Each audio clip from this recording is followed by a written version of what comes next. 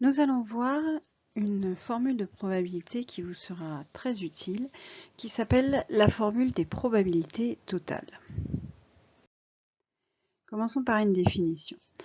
On considère un événement grand A et n événements non vides, A1, A2, A3, AN, tels que pour tout entier I et J compris entre 1 et n, AI inter AJ est égal à l'ensemble vide.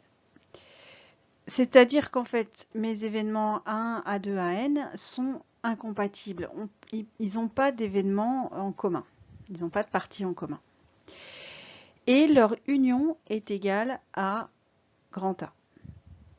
On dira dans ce cas-là que les événements A1, A2, AN forment une partition de grand A. C'est-à-dire que j'ai mon événement grand A. Alors souvent, nous, ce sera grand A, ce sera en fait l'univers oméga, qui est partitionné en n événements qui sont 2 à 2 disjoints, donc qui ne se chevauchent pas. Et si je fais l'union, et si je les unis, eh bien j'obtiens mon événement complet.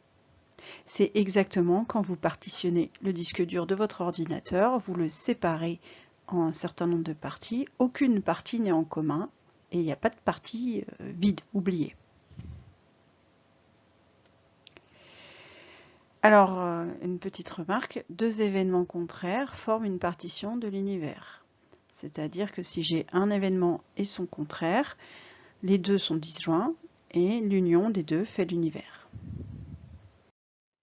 Alors la formule des probabilités totales, qu'est-ce qu'elle dit? Alors, vu comme ça, elle peut paraître compliquée, parce que c'est une formule générale, mais en fait, elle est relativement simple.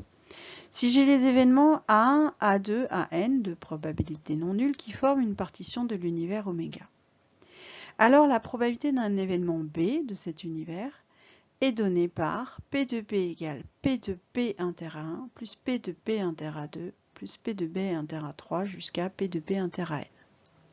C'est-à-dire que si j'ai donc mon univers oméga qui est partitionné en A1, A2, A3 jusqu'à AN, et que j'ai mon événement B qui du coup a des événements élémentaires communs avec A1, A2 et AN, eh ben, je vais faire P de B inter A1 plus P de B inter A2 plus P de B inter A3, A4, A5 jusqu'à P de B inter AN.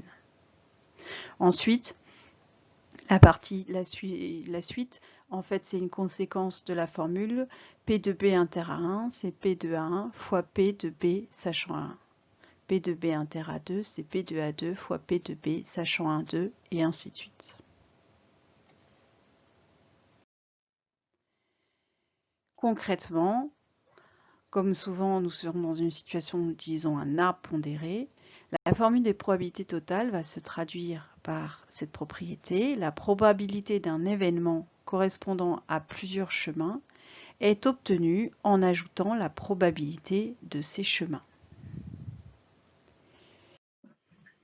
Voyons sur un exemple. Si nous reprenons l'exemple précédent et nous déterminons la probabilité qu'une personne soit malade, sachant qu'elle n'est pas vaccinée. Donc je rappelle, nous avions un arbre avec une personne qui était vaccinée avec une probabilité de 0,25, qui n'était pas avec une probabilité de 0,75. Si elle est vaccinée, la probabilité qu'elle tombe malade est de 0,1, qu'elle ne tombe pas malade est de 0,9. Et nous n'avions pas cette probabilité-là, qui est la probabilité qu'elle soit malade, sachant qu'elle n'a pas été vaccinée. Nous avions aussi comme donnée supplémentaire que la probabilité que la personne soit malade est égale à 0,325. Donc, ce que dit la formule des probabilités totales. On a l'événement V et l'événement V bar qui sont deux événements contraires, par conséquent, ils forment une partition de l'univers.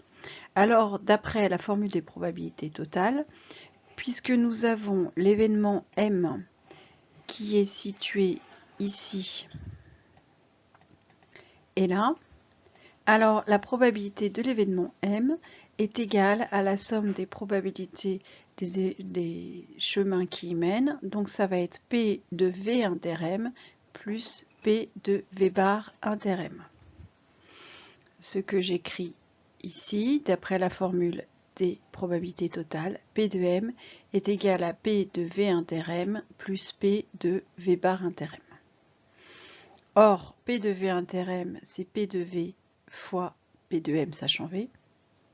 Et P de V bar inter M, c'est P de V bar fois P de M sachant V bar.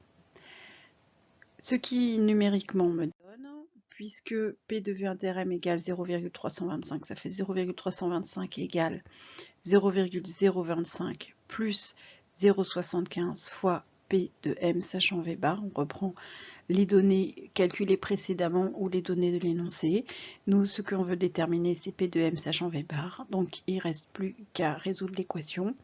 0,75 fois P de M sachant V bar égale 0,325 moins 0,025. Et donc, P de M sachant V bar est égal à 0,3 divisé par 0,75, ce qui donne 0,4.